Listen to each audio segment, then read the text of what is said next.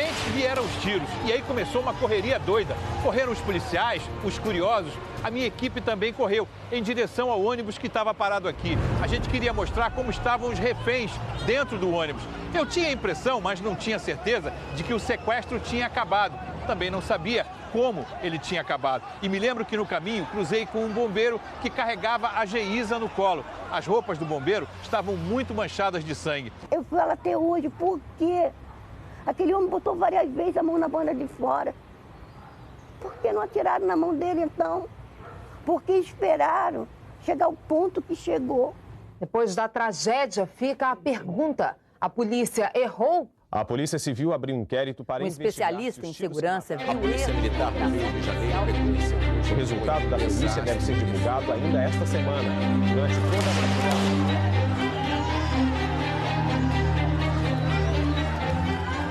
A gente percebeu ali que todos nós estávamos falhando.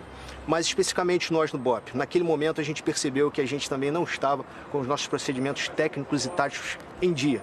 Daí ter contribuído para aquele resultado não esperado. No dia 12 de junho de 2000, o coronel René Alonso era capitão do BOPE.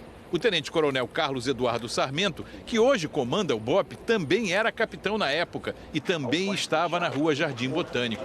Era ele quem liderava o grupo de policiais que aparecem agachados na frente do ônibus minutos antes de Sandro descer, levando o Geisa como escudo. O senhor deu a ordem para o rapaz atirar, não? Não. Ele se levanta, progride, né, em direção ao Sandro. Ele tomou aquela iniciativa, né, que na verdade ele erra o tiro, né? Se ele acerta o tiro hoje, talvez fosse herói, né? Enfim. Mas ele erra aquele tiro e dá a oportunidade do Sandro assassinar a Geisa. Vamos voltar no tempo? Em 1978, a Polícia do Rio criou o Núcleo de Operações Especiais, depois que uma rebelião num presídio com reféns mostrou como os policiais estavam despreparados para esse tipo de situação. Só mais tarde, em 1991, é que surgiu o BOPE, um batalhão com os melhores e mais bem treinados policiais da PM. Uma tropa de elite que logo ganhou fama de ser a única capaz de combater as quadrilhas de traficantes cada vez mais bem armadas. Mas, ao mesmo tempo, os homens de preto, que carregam o símbolo da faca na caveira, se distanciaram de outras ocorrências policiais, como os sequestros. Ou seja, um batalhão que surgiu a partir de um episódio com reféns se mostrou despreparado logo quando um episódio com reféns parou a cidade e o país. Se a gente tivesse hoje um episódio como o do 174, o desfecho teria sido bem diferente? Seria bem diferente? Muito provavelmente. Olha, a gente ia ter uma resposta muito mais qualificada, muito mais precisa, até porque de lá para cá a gente treinou, reviu, constantemente a gente está buscando intercâmbio com outras forças no mundo. E o mais impressionante e interessante, de lá para cá a gente não perdeu mais nenhum refém, já são 170 e tantas ocorrências e a gente conseguiu retirar todos os reféns com vida. O assaltante Sandro do Nascimento morreu asfixiado dentro do carro da polícia. Ivone Bezerra de Mello trabalha com menores há 35 anos e chegou a atender Sandro nas ruas. Ele era calado, quietinho. Era um menino que sempre morou em casa com a mãe, que nunca tinha se metido em complicação nenhuma. Uma criança normal que, de repente, teve a vida cortada por um ato violento. Sandro tinha 21 anos quando sequestrou o 174. Foi abandonado pelo pai. Aos 8 anos, viu a mãe ser assassinada a facadas. Logo depois, passou a viver nas ruas. Aos 13 anos, sobreviveu à chacina da Candelária. Aos 14, se envolveu com traficantes. Até os 17 anos, teve várias passagens por instituições de menores infratores, por roubos e furtos. Aos 21, foi condenado a 3 anos e meio de prisão por assalto à mão armada. Sandro era foragido da justiça quando embarcou no ônibus. A gente lembra de um momento em que o Sandro pedia pela tia Ivone, ele chama a tia Ivone. Quando se pensa nisso, vem o quê? Uma agonia?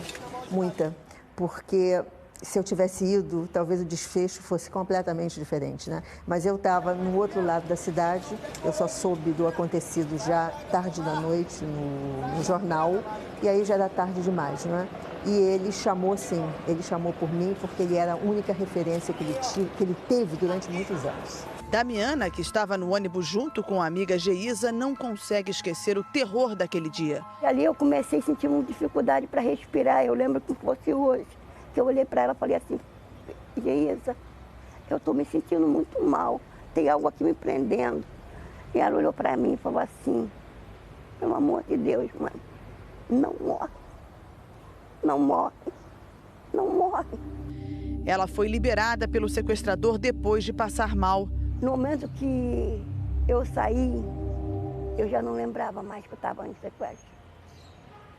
Eu não sabia mais, eu não lembro. Damiana custou a se recuperar do trauma. Depois de sofrer o derrame, só se comunicava por meio de gestos e bilhetes e com a ajuda da filha. Sem a amiga Geisa, ela perdeu a vontade de viver. Você ficou sem falar quanto tempo? Quase 5 anos. Mas Deus tem estratégia pra gente. Minha filha ficou grávida. E veio uma criança especial. E quando eu vi aquela criança lutando para viver, eu olhei para ela, ainda sem falar. Falei, irmã tua, é minha. Sou eu que vou cuidar. E essa criança, ela ficou comigo até os 7 anos de idade. Com 7 anos ela partiu também. Mas quando ela partiu, eu já estava falando, eu já estava andando. Ali eu vi, eu falei para Deus, tu mandaste para mim ter força. Hoje 15 anos está se passando. É uma coisa que a gente nunca vai esquecer. Eu digo que quem passa por esses traumas, não esquece. A gente tenta deixar ele num cantinho e seguir em frente.